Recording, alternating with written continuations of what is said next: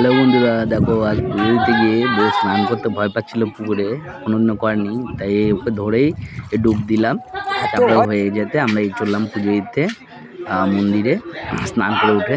এই দেখো এইটা মন্দির, এখানে দুজনে একটু ফটো তুলে নিলাম, ভিডিও করে নিলাম ছোট্ট করে। তারপরে এই দেখো মন্দিরের ভেতরে কত সুন্দর পুজো হচ্ছে, আমরা ভালোভাবে পুজো দিতে পেরেছি। সামনেই বাবার শিবলিঙ্গ ছিল, আমরা ভালোভাবে পুজো দিয়েছি। এখানে দেখো কত সুন্দর মালা দিয়ে ভালো করে ওখানটা পুজো দেওয়া গেছে, কোনো ভিড় ছিল না, ফাঁকাই ছিল। এটা হচ্ছে মন্দিরের বাইরের দৃশ্যটা, এখানে উনি দাঁড়িয়ে ছিলেন, মা নামছে মন্দির থেকে। তারপর একটু খাওয়া দাওয়া সেরে নিলাম আমরা গিয়ে হোটেলে, পাশেই হোটেল আছে, খেয়ে নিতে পারবেন আপনারাও।